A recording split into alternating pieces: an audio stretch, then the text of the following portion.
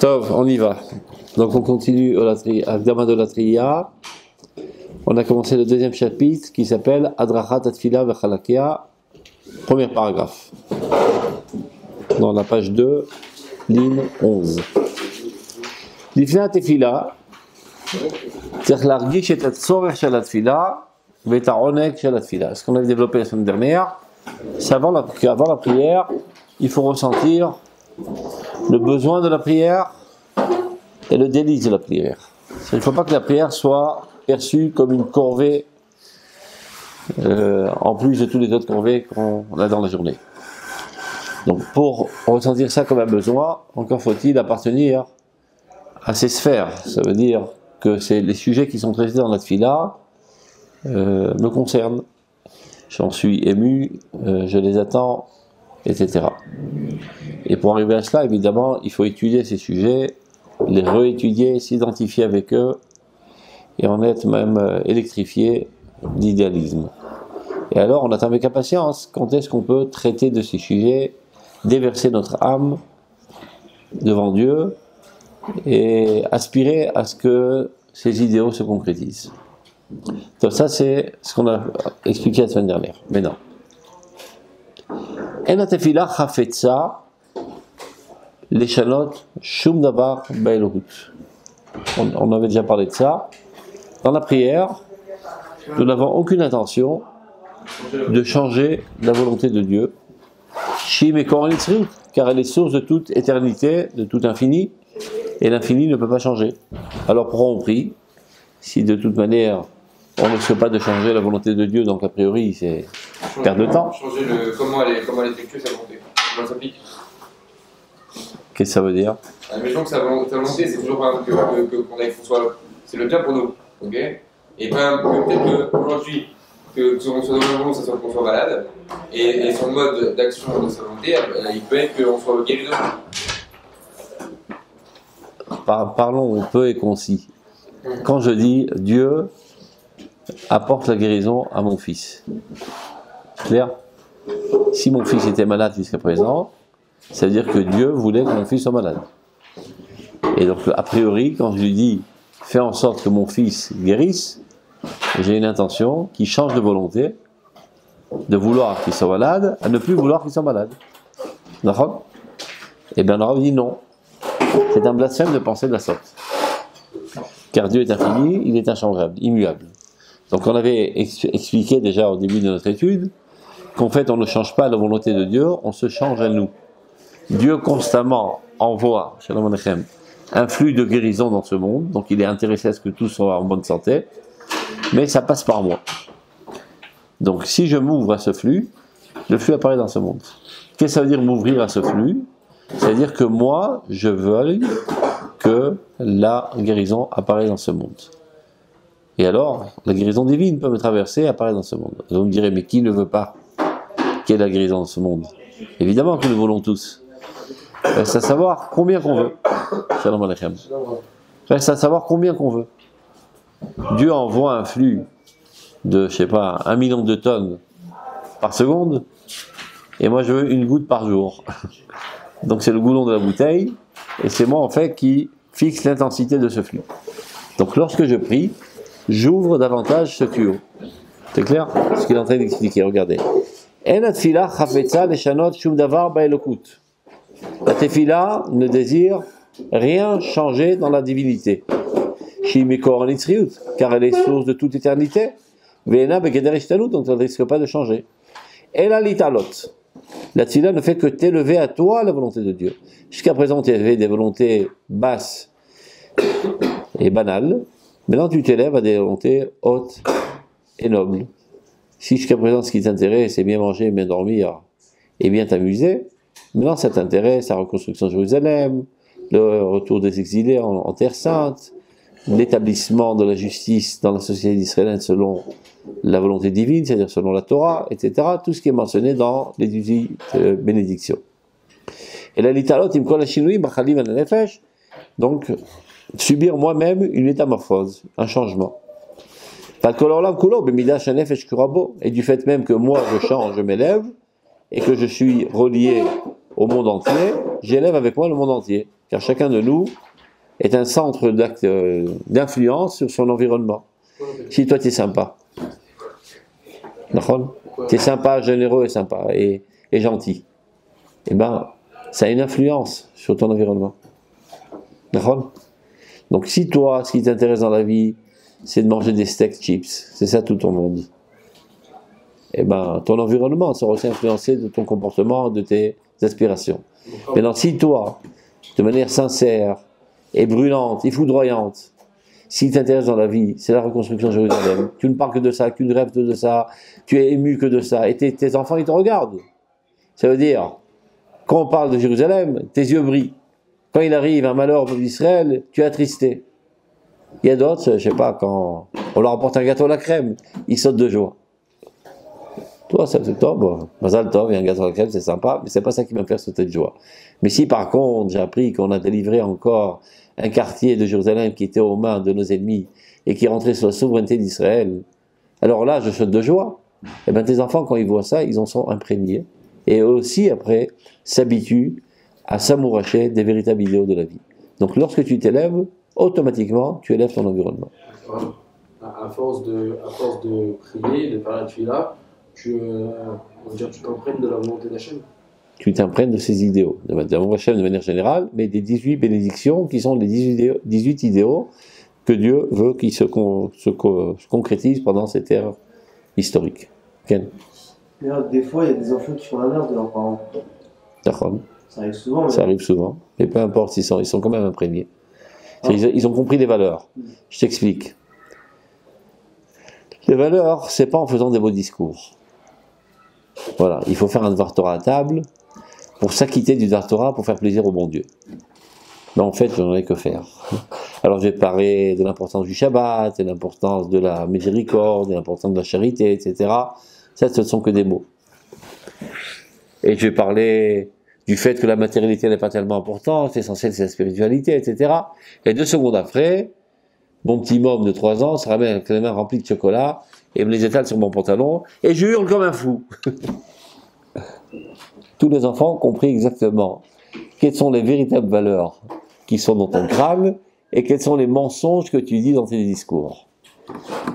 En fonction de tes réactions instinctives. Il se peut qu'après il décide de faire autrement, mais il a compris au moins quelles sont les valeurs. Donc, ils sont censés, les enfants sont censés suivre les parents en fonction de leur réaction. De manière générale, pas seulement les enfants, tout ton environnement, tous les gens qui sont tous sous ton influence, ne sont pas influencés par les mots c'est du bidon. C'est ce qui s'appelle akrana, rayonnement. Ce que tu es rayonne. Ce que tu es de manière authentique et sincère, il n'y a que ça qui rayonne sur ton environnement. Les mots, c'est du bidon.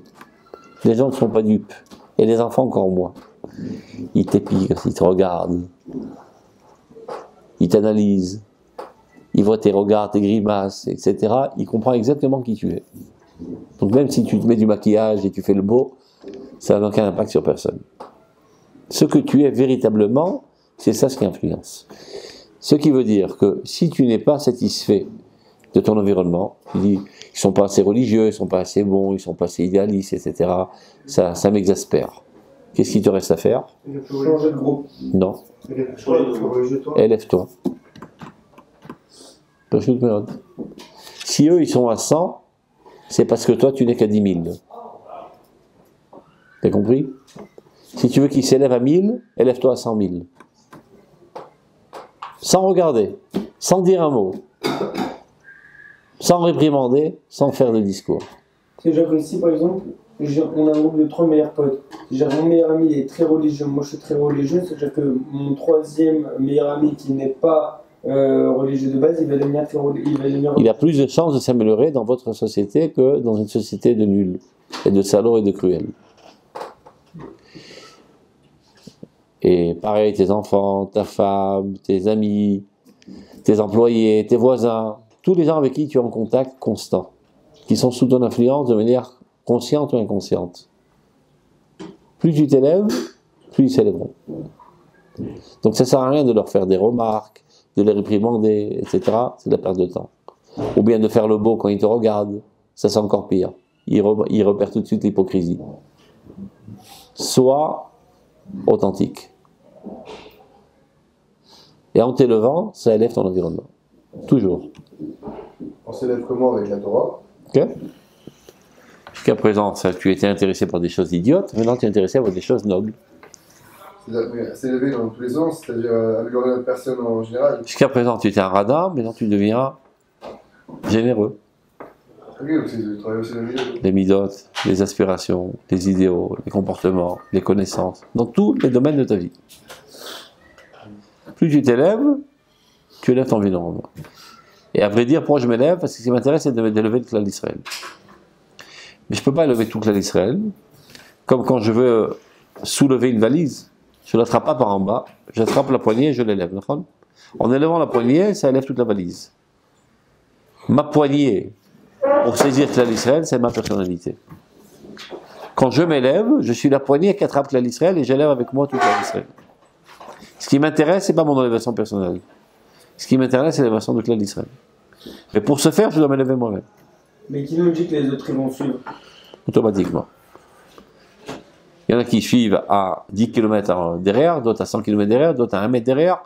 Tous suivent. Bah, quoi qu'il les suive, mais chacun a son rythme. Tout le monde, chacun a son rythme. Il y en a que d'Afrique, ils font le contraire, mais même en faisant le contraire, ils progressent quand même. Comment ils peuvent faire le contraire alors ils progressent en même temps? Ils manifestent qu'ils font le contraire, mais de fait, ils sont imprégnés des valeurs.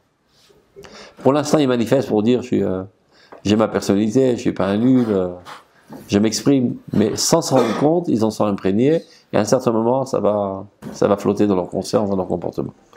Patience. Donc lorsqu'on prie, c'est nous qui nous changeons et qui nous élevons à la volonté de Dieu. Donc en disant tous les jours ces 18 thèmes de la Tfila, et pas en les disant mécaniquement, mais sincèrement, en étant ému, eh ben, ça a une influence sur notre sentiment, sur nos émotions. Ceci déclenche notre volonté, et c'est comme ça que notre volonté s'améliore. De volonté basse et nulle et banale à de volonté haute, sainte et noble. Et donc, si tu veux, toi, la reconstruction de Jérusalem, Dieu qui veut de tout donner la reconstruction de Jérusalem, ce flux passera par toi et ça va effectuer ce que ça doit effectuer dans l'existence. Et ta tfila, elle est effective. Toute fila est effective. Aucune fila ne revient bredouille. Toute fila agit.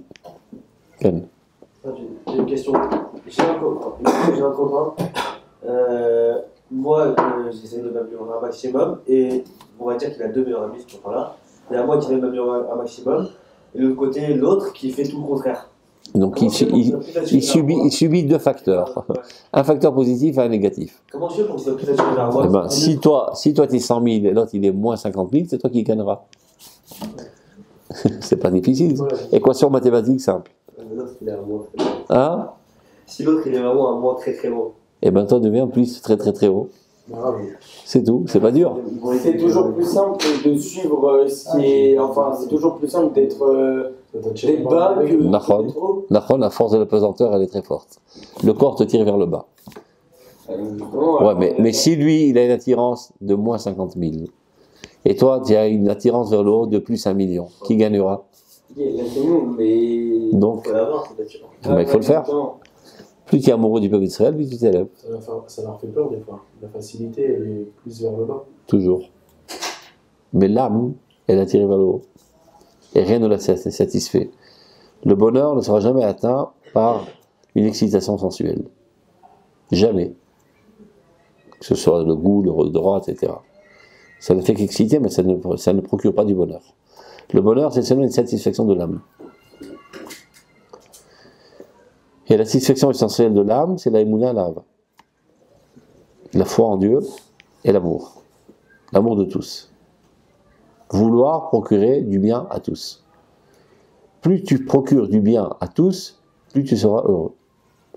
Car la sensation de bonheur, la sensation de joie, est un sentiment qui s'éveille dans le cœur suite à une satisfaction. C'est-à-dire, il te manquait quelque chose que tu as comblé, automatiquement tu as une joie. Par exemple, un petit enfant arrête pas de saouler son papa, achète-moi un vélo, achète-moi un vélo, achète-moi un vélo. Il attend 1 mois, 2 mois, 3 mois, après 3 mois il achète un vélo, il est comblé de joie.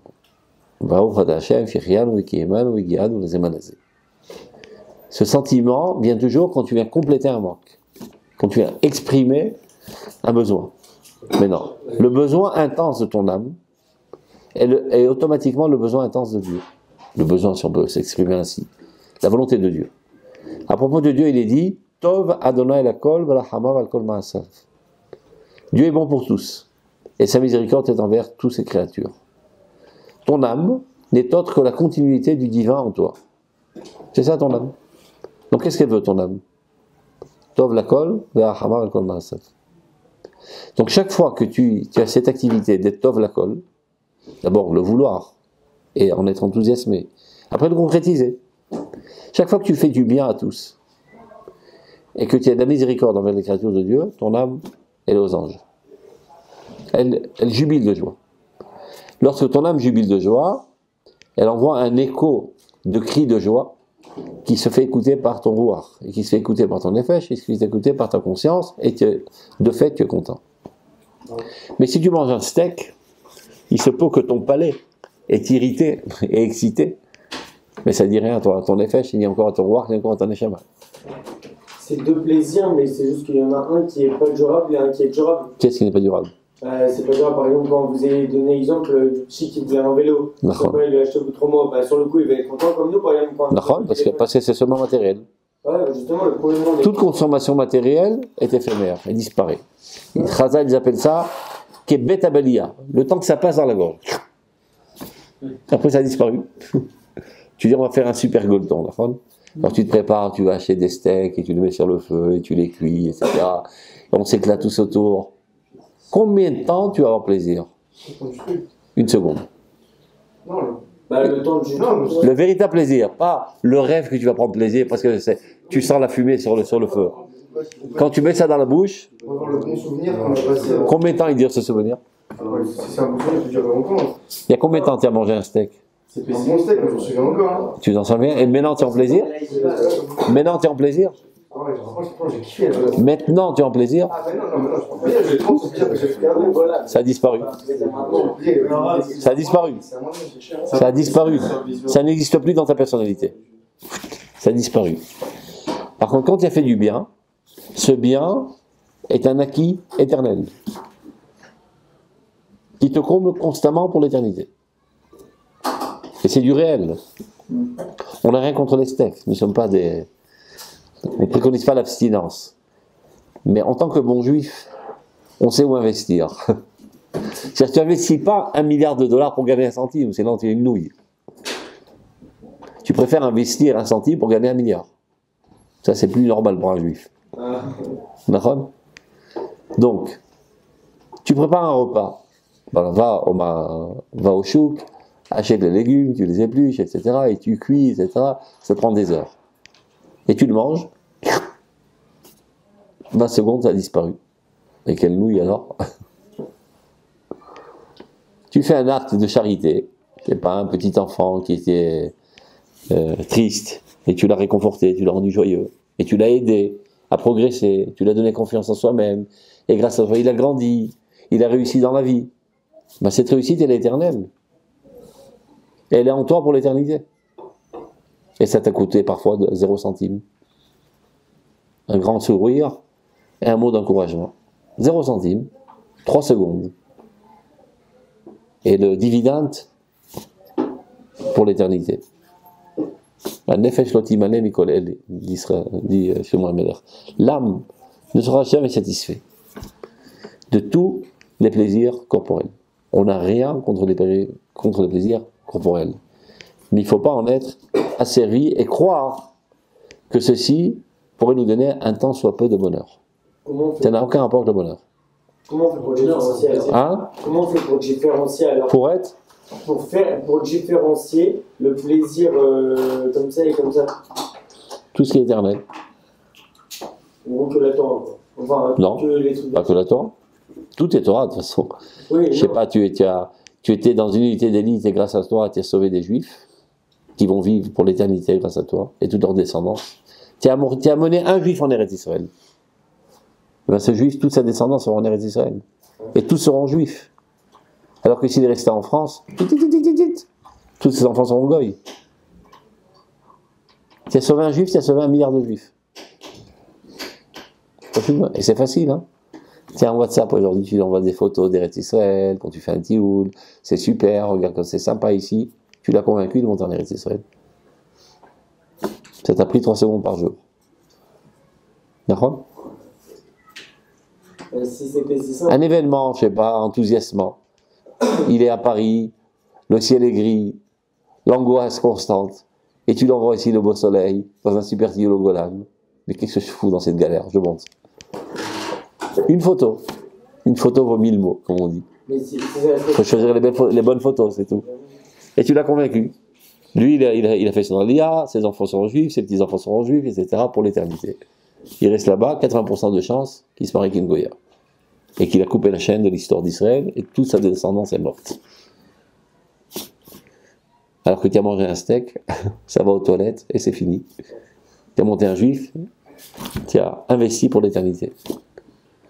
Tu as reconstruit Jérusalem, pareil. Tu as renforcé la justice selon la Torah en Eretz Israël et pas selon les Romains et les Turcs et les trucs, comme c'est aujourd'hui. C'est pour l'éternité. Mais qui sont les 18 brachot, ce sont les 18 idéaux dans lesquels tu dois travailler toute ta vie. C'est-à-dire quel? Alors, c'est quoi la. Je dis que le bonheur, c'est une satisfaction. Satisfaction de l'âme. Alors, comment on fait pour avoir est-ce qu'il existe une satisfaction éternelle? Ok. Chesed, par exemple. Hein? Quand tu fais du chesed, c'est pour l'éternité. Mais est-ce que maintenant, si je fais une action, même si je fais une action il y a 20 ans et que je. Ça fait boule de neige. Oui, c'est sûr qu'elle restera toujours. Non, pas seulement, elle va en s'amplifiant constamment. Oui, mais ça, je ne le ressentirai pas personnellement. C'est que moi, Si, imaginons un jour. Si, ton âme le ressent, elle émet ces sensations de satisfaction constamment dans ta personnalité, et tu vis avec une sensation de plénitude, constamment. Constamment. Tu sais que tu as un sens à ta vie. Quand tu te lèves le matin, tu dis pas ah, je me suis levé, super, on va faire une tranche de pain avec du beurre et de la confiture. C'est ça qui me fait sauter du lit. Il n'y en a pas, tu vois, il n'y a que la margarine pourrie. Mais en fait, C'est savoir pourquoi tu sautes du lit et qu'est-ce qui ne te donne pas envie d'aller dormir. Parce que tu as tellement de choses importantes à faire avancer dans l'histoire du peuple d'Israël. C'est ça qui te met en mouvance constante. imaginons un jour, voilà, j'ai aidé quelqu'un que je ne connais pas du tout, et sans savoir, cette personne, elle va devenir quelqu'un de très grand. Donc, il va avoir une famille, des enfants juifs. Et à qui revient ce bénéfice? Dans tous les cas. Peu importe de ta conscience, ton âme le sait. Ah, donc voilà, c'est mon ton âme le sait. Qu'est-ce qui existe une satisfaction pour la conscience? Eh ben, quand l'âme elle est contente, elle émet des sensations de joie au rouar. Et le rouar fait écho sur le nefesh et le fait sur ta conscience. C'est ça ce qui fait que tu es joyeux. Torah, mais c'est un mahat libo chez la Adam. Tu dis, mais pourtant il y a des gens qui ne peuvent pas supporter la Torah. Malgré tout, ils n'ont pas le droit d'étudier la Torah quand ils sont avelim. Avelim, c'est quelqu'un qui a perdu un cher, qui est un mort. Mais lui, il s'en fout de la Torah. Pas grave. Son âme, elle aura un plaisir intense. Et ça va le rendre joyeux. Donc, il n'a pas le droit d'être joyeux. Qui n'étudie pas la Torah. C'est-à-dire, à cause de conceptions idiotes qu'on t'a rentré dans le crâne, des fois, il peut arriver que tu haïs ce qui t'est bien. C'est une inversion des sensations. Même au niveau du corps, c'est comme ça. Il y a des gens qui prennent plaisir à manger des choses amères. Vous en connaissez? Jamais? Par exemple, qui boivent de l'alcool, qui fument des cigarettes. Des fous comme ça, des mazos, qui sont arrivés à une inversion des sensations. Un gosse normal qui vient de naître, tu lui donnes un verre de bière, il te crache dans le visage. S'il est normal. Tu lui donnes une cigarette, il étouffe. Tu lui donnes, je sais pas, un truc piquant, il le jette. Parce qu'il est normal. Alors dit le Rambam dans Shemot Prakim, il y a des fois une inversion des sensations, où on goûte la mer comme sucré et le sucré comme amer. C'est une maladie. Une maladie corporelle, une maladie psychologique, une maladie. Mais dans la Torah, on est d'accord qu'on donne un verre de vin à un enfant, il le recrache aussi. D'accord. Et pourtant, on nous dit qu'il faut en boire. Non, on ne dit pas. On dit que Yann, mais sa mère, Leva Benoche. Le kiddush, on doit le faire avec quoi? Si tu aimes, si tu as en dégoût fais du jus de raisin. Yaïn, mais ça marque les lavinoches. Ça rend joyeux. Ça rend joyeux au niveau du corps. Même la viande. Ce sont des rêves qui touchent à la... En simcha basar yaïn. Si c'est ton niveau. Yom Tov, normalement, tu dois manger de la viande, de vache, plus que de poulet, et du vin. Parce que la quasi-totalité de l'humanité aime bien manger de la viande. Mais si toi, tu es végétarien, et tu as en dégoût la viande, tu n'es pas obligé de manger de la viande à Yom Tov. Ah oui, j'ai toujours cru qu'à Shabbat, par exemple, pareil qu'à Yom Tov, on devait prendre un plat de poisson d'abord, après un plat de Si viande. tu en as plaisir. Parce que la halakha, elle s'adresse au global. Globalement parlant, les gens, ils aiment bien manger de la viande, du poisson, etc. Mais si toi, particulièrement parlant, tu haïs le poisson, tu ne vas pas manger du poisson. C'est pas un Ronek Shabbat, ça devient un néga. Néga, c'est un mal. On peut prendre un peu de lait, on fait une Voilà, prends un truc de laitage. Tu peux, je sais pas, brouter de l'herbe si tu es végétarien. Il y a des gens qui broutent de l'herbe. Il y a des gens qui ne sont pas seulement végétariens, ils sont naturalistes. Ils mangent rien qui est cuit. Ils prennent je sais pas, des herbes, ils les ratatinent, ils mettent des trucs, voilà, tiens un gâteau. Calme. Oui, ils ont un plaisir intense. Il y en a qui, en pleurant, sont contents. En pleurant de languissement de Dieu. C'est ça qui les comble de joie. C'est quand ils sont à côté de personnes qui racontent des blagues idiotes et qui éclatent de rire, eux ils pleurent.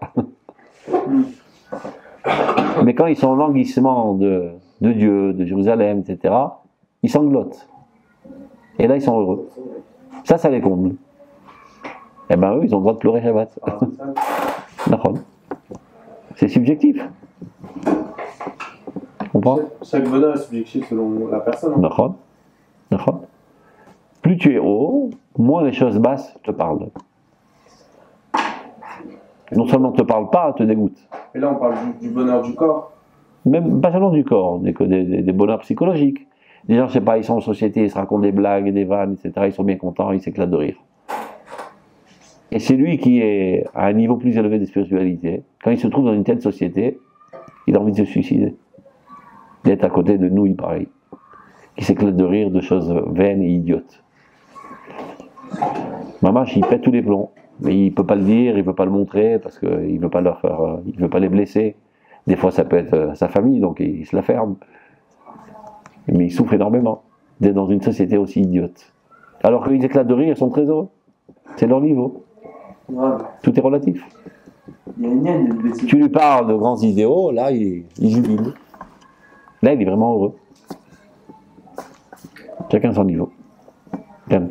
Il y a une haine de Bessimra. Calme, mais Simra. Alors si... Mais c'est subjectif, la Simra, c'est ce qu'on est en train de dire. Oui, mais c'est quand même... Il y a des gens, je sais pas, on leur mortifie la chair, ils sont contents. Des mazos. Ça, c'est pas la Simra selon la Torah, ça. Non. Et nous, on nous dit Bessimra selon la Torah, parce que on D'accord. a un plaisir corporel. Okay. Mais tu vois bien que Chazal dit En Simra Ela Bebassar V'Yain. Ayom Tov et Shabbat. C'est ça, Joël, mec. Je me rappelle, un jour de Purim, on était autour du Rav Zuckerman, der Tzadik Kadosh Lebracha, il y avait toujours 100 personnes autour. Sa femme a préparé, je sais pas, du riz et des boulettes de viande pour tout le monde. Donc je reçois une assiette, je donne au rabbin. Il regarde ça, il me dit Goral Nefesh. C'est dégoûtant. Tous les jours, je ne mange pas ça. À Purim, je mangeais cette chose horrible.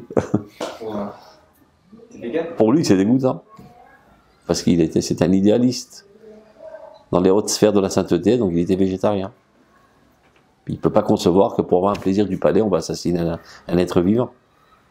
C'est dégoûtant. Alors que pour la halakha, normalement, à Purim, on doit manger de la viande et du vin. Il était végétarien, là. Ouais. Mais Hachim, il est. Et simplement, je comprends pas. Hachim, s'il nous a mis les animaux qui sont cachés, c'est pour les manger, sinon il aurait dit. C'est ce qui s'appelle, c'est permis. C'est pas péché. Mais c'est pas un idéal. Il y a marqué Kite ave nafshecha lechol basar.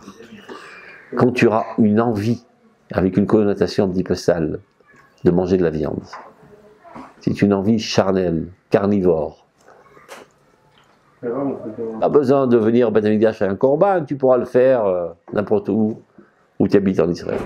Mais tu vois, selon la musique dans laquelle le passage a été dit, que c'est dédaignable. Pour t'éduquer que plus tard, pense-y à te déconnecter de ces plaisirs charnels. Le poisson, c'est considéré aussi comme ça? Moi, mais c'est aussi un être vivant. Et tu dirais, bon, mais les patates aussi, c'est un être vivant. Oui. Bah, il faut bien que tu vives. Sachez qu'au début, l'être humain était végétarien. Quand il a chuté, il aurait été permis des animaux. À l'origine, il aurait dû manger des etzot, des idées. Après, il a chuté, il a commencé à manger des etzim, des arbres. Après, il a chuté davantage, il a commencé à manger des animaux. C'est-à-dire, moins tu es connecté à la source de la vie, donc tu es moins alimenté, tu commences à te vider de vie, tu as besoin de combler ton manque. Donc tu vas piquer de la vie d'autres créatures. Donc disons, il y avait 100, tu es tombé à 80, il te manque 20. Donc tu prends quelques patates et trucs, ça comble le manque. Ouais. Après tu es tombé à 50. Et dans les patates, il n'y a que 20. Donc c'est besoin de piquer la vie d'un élément plus haut, des animaux. Et quand tu chites énormément, tu deviens un cannibale. Ça, c'est qu'on est à 0. On faut à 100% là, les gars. Les deux fois où on a chuté, c'est Adam et Chava. Et après, c'est Matan Torah. Enfin, après Matan Torah, on a fait le Vaudin. Non, depuis Adam et Chava, déjà, ils leur ont permis de manger de la viande. Et après qu'ils ont fauté. Oui, mais après, on a été blanchis. Tiens, à l'origine, tu aurais dû être nourri directement de la divinité. C'est la source de toute vie. Pour aller chercher des étincelles de vie dans des patates, alors que tu es relié à la source de la vie. Oh, mais tu n'es pas totalement relié, à cause de tes péchés, tes idioties, etc. Le courant ne passe pas totalement. Donc tu assassines d'autres personnes, ou d'autres animaux, pour te nourrir. Là, tu me dis, mais c'est pas moral cette histoire-là. Pour que moi je puisse vivre, je dois assassiner un autre être. Ouais, mais c'est un être qui est plus bas que moi, comme tu l'as dit. Donc en fin de compte, il égale au change. Parce que jusqu'à présent, il était vache, et quand il est absorbé par ton corps, il s'élève au niveau d'un homme. Reste à savoir si tu es véritablement un homme, ou bien toi aussi tu es une vache à apparence humaine. Tu comprends? Je m'explique. Lorsque la vache, on la porte à l'abattoir, ben elle commence à avoir des larmes. Elle n'a pas envie de mourir. Personne n'a envie de mourir, d'accord? Quelle est sa consolation? C'est vrai que je vais mourir, mais en fin de compte, je vais être dévoré par un homme. Et donc, mes particules, les molécules qui me constituent, vont avoir une partie intégrale de son corps. Donc, je m'élève au niveau de l'homme. Et ça la console. Maintenant, donc elle se fait couper la tête, après elle se transforme en steak, elle commence à être mangée par un bonhomme. Tout le monde se rend compte que ce bonhomme-là qui est en train de me manger, il n'est pas moins vache que moi. Quelle déception, quelle frustration. C'est-à-dire qu'il a une apparence humaine, mais c'est un animal. C'est quelqu'un qui ne sait pas gérer ses instincts, qui est agressif, qui est sale, etc. Il est peut-être même plus vache que moi. Donc c'est une chute. Donc j'ai même pas la consolation d'avoir été élevé. Et toutes ces particules qui sont digérées dans ton corps émettent des cris de désespoir et de tristesse. Et suite à cela, ça flotte dans ta conscience et tu en ressors triste. Lechem atzabim, ça s'appelle. Le pain de la tristesse. Tout reste à savoir comment tu as mangé. Si tu as mangé avec une élévation spirituelle, c'est une élévation. Mais si tu t'es jeté sur la nourriture comme un carnivore, eh ben la vache, elle est triste. Et donc ça éveille en toi une sensation de tristesse. Mais elle est décédée, la vache. Hein? Elle est plus là pour le manger. Ouais, mais les particules sont emplies de vie. Et c'est pour ça que tu les as mangées d'ailleurs. Oui, mais les particules, elles n'ont pas de conscience. Donc, ça c'est toi qui le dis, tu leur as pas demandé leur avis. Donc toute vie a une conscience. Quand tu manges avec ton corps ou avec ton âme? Avec mon corps. Hein? Avec mon corps. C'est sûr? On vient d'expliquer qu'on mange pour combler un manque de vie. Bah oui, c'est pour donner des forces. Un manque de force, un manque de vie. tu vois bien que le Rambam dans son Prakim, il compte une des forces de l'âme, à quoi Hazan, la force nutritive. Ce qui veut bien dire que c'est une activité de l'âme quand tu manges. En fait, ça marche comme ça. Ton âme et ton corps, c'est comme la flamme et la mèche de la bougie. D'accord ? Maintenant, si tu mets le feu à la mèche, sans intermédiaire, qui est l'huile, de deux choses l'une. Ou ça prend pas et le feu remonte au ciel, ou bien ça dévore la mèche, et ça la brûle, et ça disparaît. L'intermédiaire, c'est l'huile. Cet intermédiaire, il a des caractéristiques, qui sont aussi adéquats au feu qu'à la mèche. Et c'est ça qui permet au feu d'être saisi dans la mèche. D'accord ? Lechem, qui veut dire nourriture. Pain, ça se dit pâte. Dans la Shon HaKodesh, lechem, c'est nourriture. Mais non, ça dépend des civilisations. Il y en a pour qui la nourriture essentielle, c'est le pain. Donc c'est pour ça que nous on dit lechem, c'est le pain. Il y en a pour qui la nourriture essentielle, c'est la viande. Les Arabes, ils appellent la viande l'ham. Lechem. L'ham. D'accord ?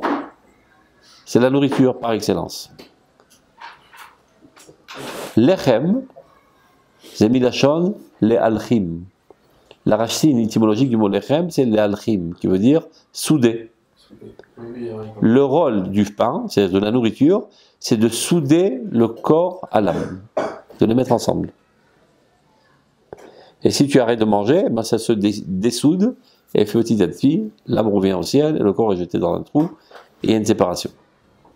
Pour qu'ils puissent vivre en harmonie constante, il faut les souder constamment. C'est le lechem, c'est la nourriture. Donc quand tu manges, c'est pas seulement pour enrichir du point de vue énergétique ton corps, c'est aussi pour enrichir ton âme, et plus exactement pour relier les deux. C'est une activité spirituelle de manger. D'où l'importance de manger kasher. Qu'est-ce que veut dire le mot kasher en hébreu ? Kashir, ça veut dire apte. Apte. Mais non, il y a des huiles qui sont aptes à bien relier le feu à la mèche, et des huiles qui font ça tient pas, d'accord ? Ça dépend de la mèche. Pour un goy, qui a une autre mèche, un autre corps, presque toutes les huiles sont adéquates. Il suffit que ce ne soit pas Ever Menachai. C'est quoi Ever Menachai ? Un membre vivant d'un animal vivant. Mais toutes les autres nourritures sont bonnes pour attacher son corps à son âme. Ça suffit. De toute façon, son corps, pas très riche, son âme, encore moins. Donc toutes les huiles sont adéquates. Kasher, ça veut dire adéquat. Dans le peuple d'Israël, où le corps est différent, et l'âme est différente, bien plus riche, 1 milliard de fois plus riche, il n'y a que quelques huiles qui sont adéquates à faire cette liaison. Ilchot kashrut. Toute la halachot de kashrut, c'est les éléments qui sortent de l'ordinaire et qui sont aptes à relier l'âme d'Israël au corps d'Israël. Et c'est ce qu'on mange. Kasher. Kasher ou kasher ? C'est adéquat ou pas adéquat ? C'est apte à relier mon âme ou pas à relier mon âme ? Mais c'est une activité spirituelle corporelle en même temps. C'est clair ? Top, on revient à notre sujet. J'ai une question. Parce que là, vous nous dites par rapport à la viande. Okay. Sauf qu'au final, vous avez dit que les pommes de terre, par exemple, c'est aussi un être vivant. Donc à la même échelle. Donc si on réfléchit comme ça... on devrait rien manger. Voilà. Mais il faut vivre. Il faut être fonctionnel. Qu'est-ce qui est plus important que toi, tu sois fonctionnel ou une patate soit fonctionnelle ? Qu'est-ce qui rajoute de plus de bien dans ce monde ? Qu'est-ce qui rajoute de plus de divinité dans ce monde ? C'est relatif. Non, c'est pas relatif, c'est absolu. Detzacham. De même, Somer, Chaim et Daber. Si une personne est rachat, elle va faire plus de mal. Nachon. Dans sa potentialité, il est plus haut, mais de fait, il est moins haut. Mais il a une potentialité. Donc c'est ce que je disais tout à l'heure. Il n'y a aucune légitimité à ce qu'un idiot mange de la viande. Un être humain normal, c'est légitime. C'est pas un grand idéal, mais c'est légitime. Mais s'il est anormal, c'est un salaud, une crapule, un criminel.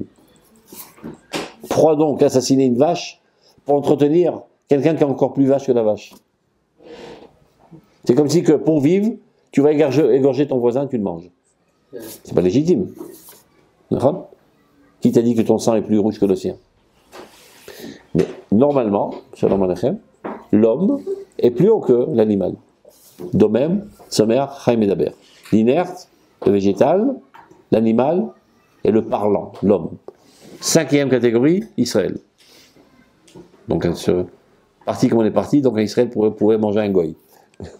Quand ça a été fait, c'est pour être mangé. C'est caché. Non, mais c'est pas caché. Hein. Alors, j'ai des écailles. Ça veut dire que, en gros, on serait jamais parfait. Alors, enfin, pas on serait jamais parfait, faut dire, on peut pas être parfait, mais c'est genre, on pourra jamais, même ça, dans notre tête, c'est genre, on pourra jamais atteindre le niveau comme ça, parce que pour dire, on est obligé de se nourrir. Qui a dit? C'est obligé. Là, c'est dans le. Tu n'as jamais entendu parler de quelqu'un qui mange pas pendant 40 jours et 40 nuits et qui n'arrive pas à affamer après? Ok, mais ça c'est moché, il y a. Non, mais moché, tu as déjà vu une pomme qui pousse d'un oranger? Non. Donc s'il y a une pomme qui est sortie de cet arbre, ça veut dire que tout l'arbre est comme ça. C'est-à-dire que tout le peuple d'Israël est comme ça. Lui, il a fait que mettre à l'œuvre son potentiel. Il n'est pas né autrement que les autres, M. Rabbeinu. Il est né comme tout le monde. C'est-à-dire toi aussi, tu peux être moché. Mets-toi au boulot. Voilà, c'est pour ça qu'il y a Machal Meir. Pourquoi ça a été écrit si c'est pas pour être mangé? Qui? Pour les gens qui ne sont pas encore élevés. Mais il faut bien qu'ils vivent. Même de base, avant la faute. C'est ce que je te dis. Ah, ben parce qu'ils ont le droit de vivre. Les belles fleurs, c'est sympa, les belles pommes. On a toujours dit les animaux, hein? Le rôle des animaux, c'est de manger par l'homme. Qui a dit? Pas tous les animaux sont dévorés, des animaux qui vivent tranquilles sans se faire assassiner. C'est un des dévoilements de Dieu, l'animal. C'est comme si tu disais que tous les animaux n'existent là que pour entrer en steak. Non, les animaux cachés. Ils ont une valeur intrinsèque. Mais entre autres, ils doivent aussi contribuer à l'avancement de l'histoire en se sacrifiant pour la bonne cause. En donnant leur gorge pour des gens plus hauts qu'eux, qui font avancer les idéaux plus rapidement et meilleurement qu'eux. Il faut savoir si c'est vrai. Mais non, statistiquement parlant, je suis pas persuadé que tous les gens qui bouffent des steaks sont plus hauts que les steaks. C'est clair? On reprend notre sujet. Donc il dit comme ça, regardez. Donc la prière ne vient en aucun cas changer la volonté de Dieu, mais de nous élever, nous. Et élever tout le monde avec nous, dans la mesure où il est lié à nous. S'élever vers où? Et la romemut Elohit, à la hauteur divine. Maintenant, imedaberet binyan Elohim, il y a une personnification de la prière. La prière parle de Dieu, Shiikosefet alav, envers qui elle se languit, Kefi midotea bechofesh gadol, à sa mesure à elle, en toute liberté. Ou bechofesh ze mitgalela ora vamita, dans cette liberté se dévoile toute sa lumière et toute sa vérité. Regarde, il explique ce que ça veut dire. Imedaberet al Hashem, elle parle à Dieu, c'est-à-dire le prieur parle à Dieu, Kel melech moshel alul ishtanot, comme un roi qui gouverne, qui est susceptible de subir un changement suite à une supplication. Quand on te dit Rachem aleinu Hashem, oh Dieu, aie pitié de nous. A priori, tu parles dans un langage de supplication en espérant qu'il change. Jusqu'à présent, il était dans la rigueur, sois miséricordieux. Donc le langage, la formulation de la prière, elle est trompeuse. D'accord ? Elle peut t'amener à confusion et de croire véritablement qu'en suppliant Dieu, tu vas lui faire changer de volonté. C'est ce qu'il est en train de dire. Quel melech moshel alul ishtanot, comme un roi gouverneur qui serait susceptible de changer, ou bien quel av amuchal lishinuyim, ou un père qui risque aussi d'avoir des changements. Quel tzadik benadiv, comme un grand tzadik, un grand généreux, amosif tzedaka, qui donnerait plus de charité à l'idée torut meruach acher, lorsqu'il serait éveillé par un esprit d'une autre personne qui viendrait implorer sa miséricorde. Alors pourquoi c'est formulé de cette manière trompeuse?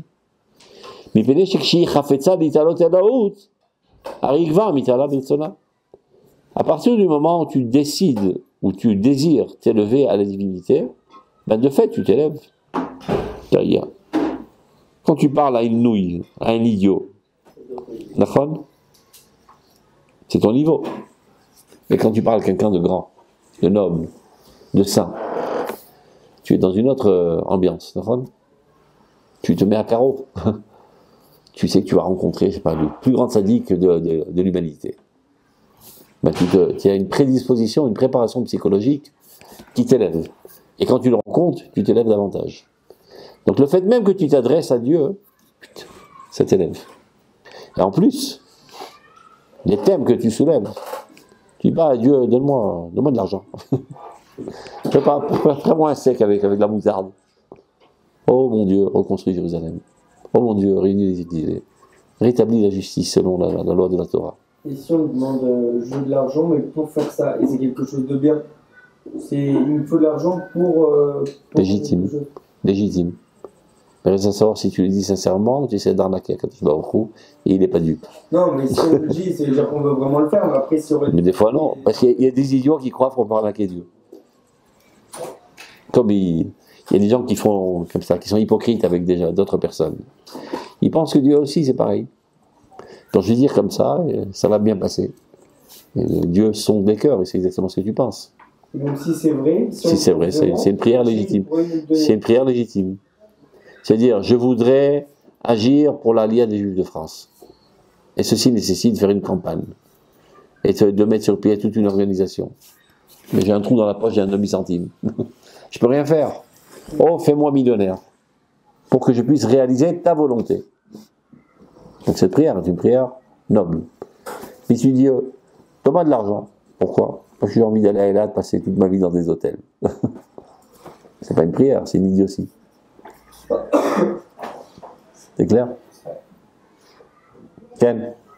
J'ai une question par rapport à ce qu'on a dit tout à l'heure avec la viande et l'élevage comme ça. Ken? Maintenant, aucun rapport pour manger, pour se nourrir. Par exemple, on coupe un arbre pour faire des feuilles.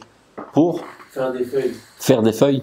Mais c'est pareil, tu vois, on doit étudier la Torah. Okay, qu'est-ce qui est plus important, d'étudier la Torah ou qu'il y ait des belles feuilles vertes? Ok, mais on va couper, je sais pas, pour faire une voiture. Quelque chose pour faire une voiture. C'est pareil. Ah non. Parce que grâce au fait qu'il y a une voiture, tu peux arriver plus rapidement, faire plus de choses. C'est la synagogue, tout ce que tu fais.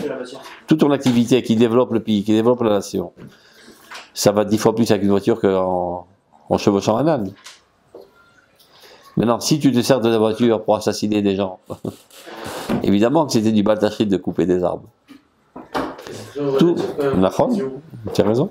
Tout dépend de la finalité. Si la finalité est haute, ça légitime les moyens. Et pourquoi est-ce que Dieu il laisse faire Parce que Dieu a créé ça pour qu'on s'en serve. Dieu a créé ça pour qu'on s'en serve. Ce qui intéresse Dieu dans ce monde, c'est que ses idéaux se concrétisent. Alors ces idéaux sont censés se concrétiser à travers nous et par nous. Sans quoi il pourrait travailler tout seul. Il n'a pas besoin de nous. Mais il nous a rendus associés à son projet. D'accord ? Maintenant, pour faire avancer, je sais pas, l'enseignement de la sagesse dans le monde, il te faut des livres. D'accord ? Pour des livres, il faut du papier. Mais avec ces mêmes feuilles, on peut faire des chouillettes avec. D'accord, aussi. C'est à toi. Tu as décidé quoi faire. Donc, si tu as fait quelque chose de bien, c'est bien légitime. Sinon, ça s'appelle Baal Tashrit. Tu détruis la nature pour rien. Mais alors, le Baal Tashrit, c'est qu'il y a une question de Horaïta. C'est de détruire pour rien. Je marche dans la rue, j'arrache une feuille. Tu es un criminel. Qu'est-ce que tu as fait cette feuille? Mais si j'en ai besoin parce que je dois manger, c'est légitime. J'en ai besoin parce que je dois écrire, c'est la seule chose sur laquelle je peux écrire, c'est une feuille. C'est légitime. Mais pour rien. Ou bien encore pire, comme tu dis, pour une finalité sale. C'est encore plus bas, la Chaim